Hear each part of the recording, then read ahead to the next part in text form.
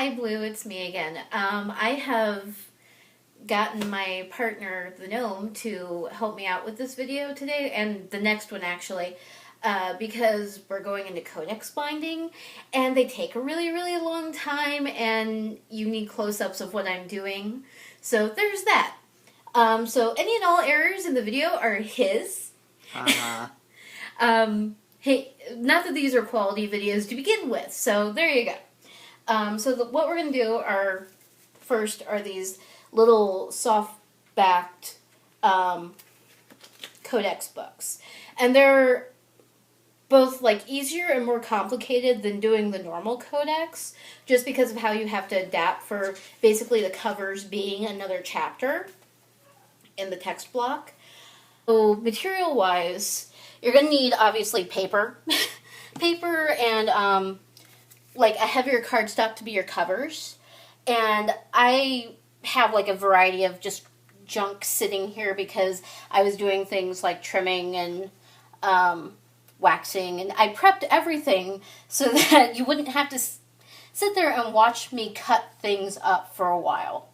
But we've actually reached a point where a bone folder is actually going to come in handy and be your best friend, as will an actual awl, and something to use as a piercing cradle. Remember how I told you that a old like hardback book would work? Yeah, this is what I've been using for the last couple of days because my piercing cradle has fallen to pieces. So it does work. I have proof. Like I said, I prepped things before we started videoing this just so that you didn't have to watch. And I pinned them so that the spines would compress correctly. And I have 2 pieces of cardstock and three 10-page chapters, book chapters. I also have the most ginormous long thread in the history of ever. And the reasoning behind this, the way you count this, is it's supposed to be the height of your book times the covers and the chapters, so plus 2.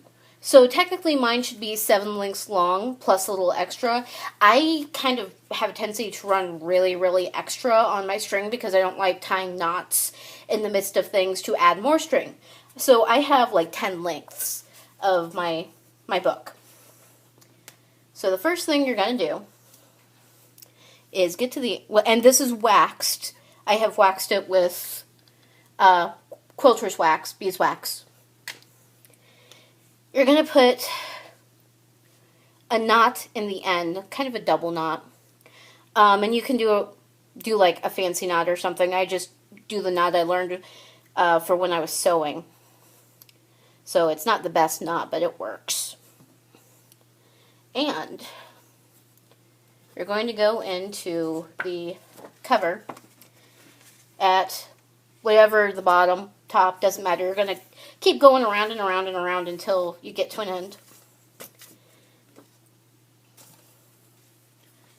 And because it's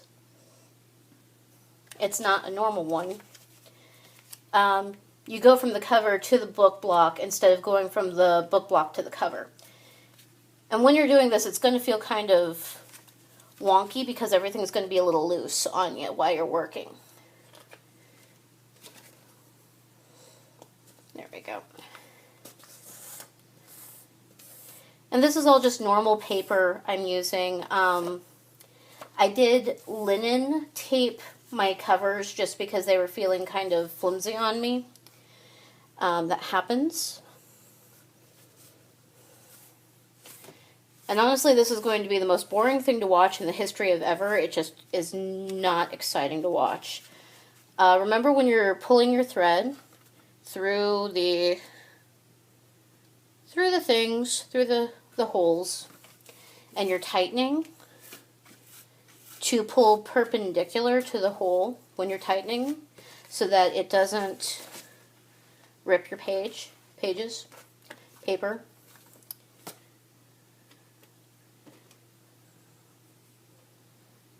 And you will eventually get yourself tangled up just like I did.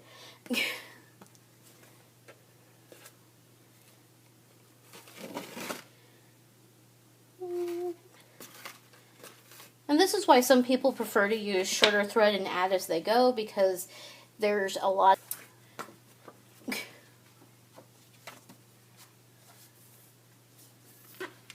Okay. So, okay, we have basically the cover and the chapter attached to each other. Now what we're going to do is go back through and do the happy, happy knots. And if Gnome could just look at this for a second. Just so you don't think I'm doing this out of my head, I am doing this with directions sitting here because codex binding and stuff is not really what my favorite thing to do on the planet. I'm getting better at it, though. It's just not something that I sit there and go, ooh, I must do codex binding. But I think doing it with the Plex is making me happier because it just looks so weird. Okay, so basically I went up into that hole that I'd come through before. And what you do, and this is going to be a thing, is you go underneath it and around.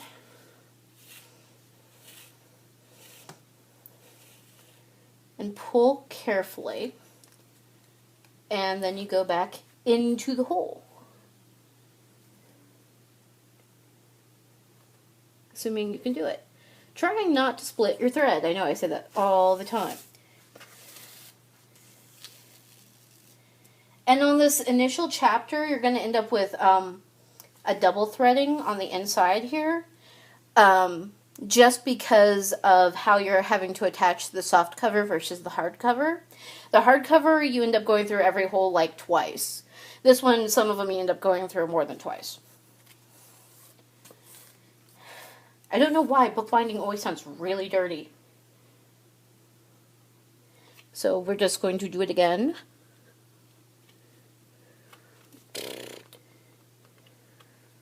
There we go. And this is why I'm using a smaller needle than I usually do, because it's easier to get into the binding.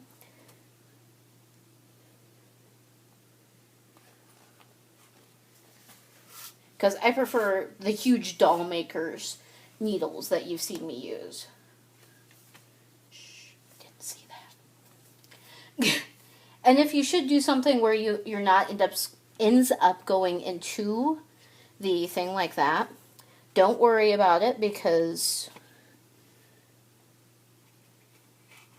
it's still acting like a knot for you. And again, it's a hazard of this kind of codex binding because it's not using a traditional hard cover.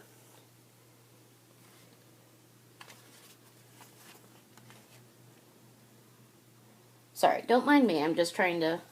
Sometimes you end up with the book block really close to your face while you're trying to sort yourself out. Okay, so we're at the end of our chapter again, and just like the previous chapter, we're gonna sneak under there. And in the background, you can hear my cat yowling because we have abandoned him because we're in my studio. See? And we're going to attach it that way. See?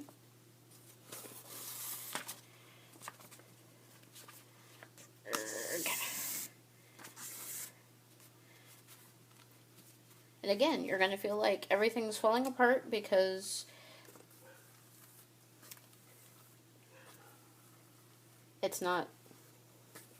It's like it all connects nicely when you're done, but in the process you feel like it's all really loose. And here we go again with the let's go under and over and try not to get the book chapters. There we go.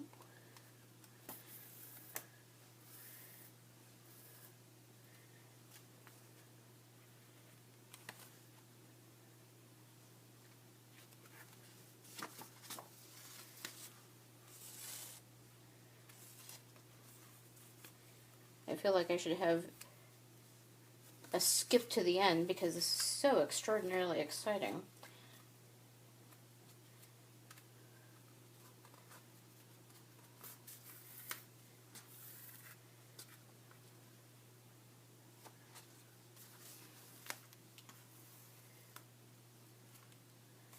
See, once you get a hang of it, bleh, you can just kind of breeze by because you're doing the same thing 50 million times. It's very exciting.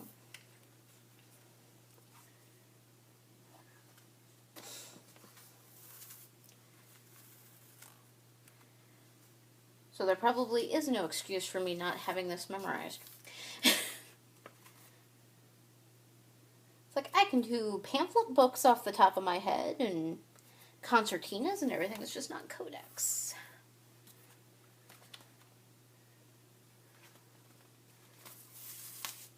Which I promise concertinas are going to be coming up. We're probably going to do them more as tunnel books just so that they're a little less boring, but...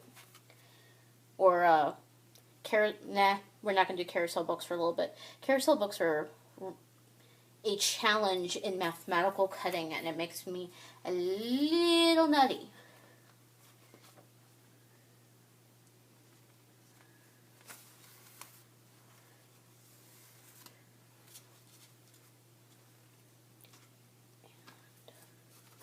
Last one.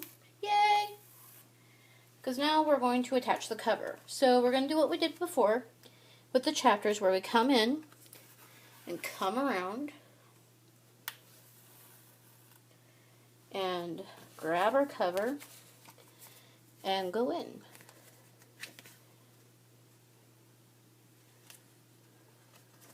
And you can kind of see now why I was using the linen tape, which again, linen tape is a specialized thing.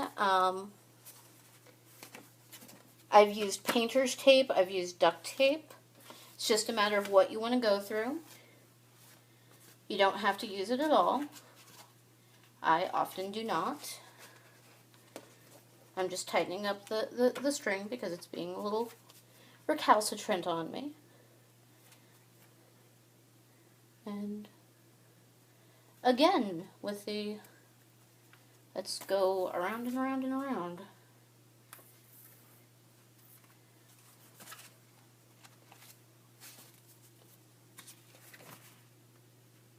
Sorry, my hands were getting tired there. There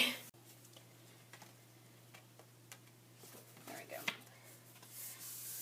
Which is also part of the reason why I have a tendency to hold things up, is because gravity is a nice assistant when it comes to the string, keeping it from tangling.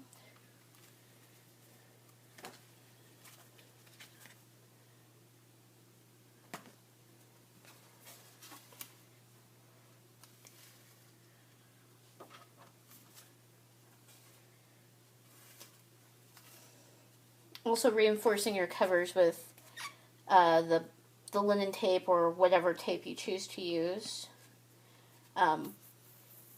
Also means that if you do tug really hard on the covers when you're tightening the string, it's less likely to tear, or at least not tear much. A special note on using anything adhesive on your books: they are not going to be considered archival, even linen tape. So, something to be aware of.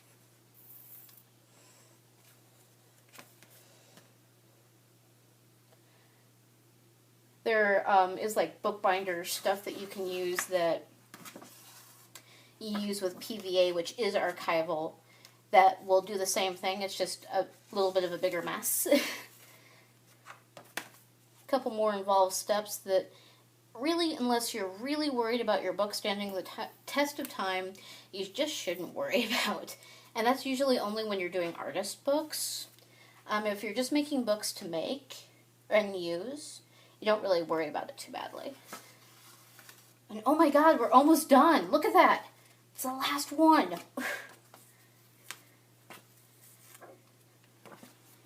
Alright, last one.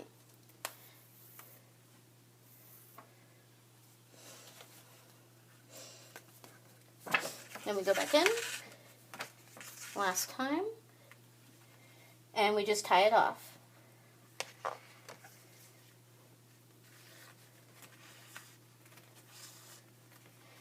And did I mention I have a tendency to like overestimate the amount of string I should use? Because if I didn't say it before, I'm proving it now. I'm actually going to cut it off here, make my life a little bit easier. And this is one of those times that you have to work very, very hard to keep everything tight.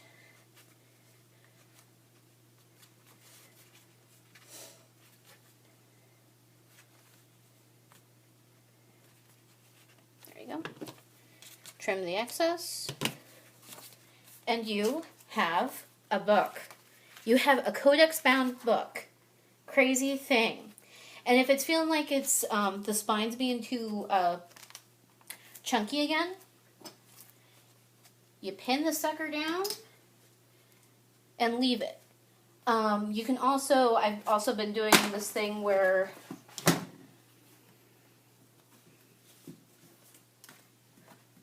since I don't feel like using my book press because it's huge, I stack books on top of it. Ironically, 500 handmade books.